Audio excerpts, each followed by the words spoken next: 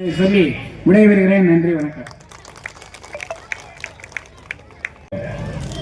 இன்றைக்கு நாம் பிறந்தநாள் கொண்டாடுகின்ற நமது தலைவர் கலைஞரின் பிள்ளையாக இருந்தாலும் கூட தலைவர் கலைஞர் நினைத்த மாத்திரத்திலே அவரிடம் பொறுப்பை எடுத்து கொடுத்து விடவில்லை.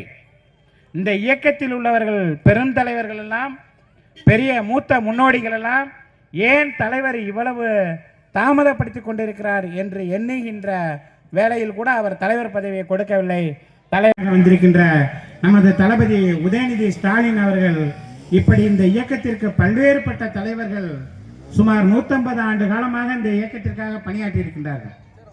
அந்த வரிசையில் வந்த இந்த இயக்கம் ஆரம்பித்து ஒரு 150 நாட்கள் கூட ஆகாத நம்ம நாட்டு மக்களுக்கு பழைய சோறு அற்புதமான உணவோ, அதே மாதிரிதான் நம்ம பேசுற தாய்மொழியான தமிழ் மொழி நமக்கு உயிர் மாதிரியா.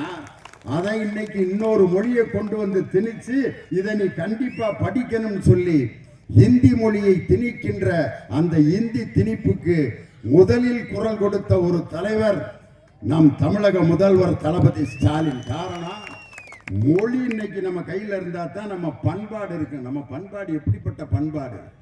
ஆனா தொற்றிய நோய்களை உடனே நம்ம குணப்படுத்துறோம். இந்த பரவாத நோய்கள் நமக்கு இருக்கா இல்லையாங்கிறத கூட கண்டுபிடிக்க முடியாது. என் தலைவர் அதை சிந்திச்சாரியா? ஒவ்வொரு வீட்டுக்கும் போய் நம்ம மருத்துவமனையில் பணியாற்றுகின்ற ஊழியர்களை ஒவ்வொரு வீட்டுக்கு அனுப்பி மக்களை தேடி மருத்துவம் என்ற திட்டத்தை இந்தியாவிலேயே முதலில் செயல்படுத்திய தலைவர் நம்ம தலைவர்.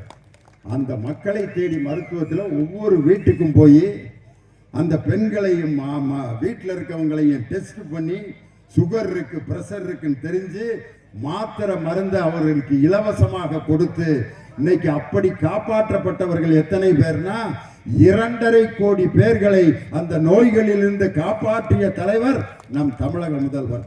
அப்படி ஏதோ தமிழ் மேல பற்று இருக்கிற மாதிரி சொல்லி சொல்லி சொல்லி நம்மை ஏமாற்றி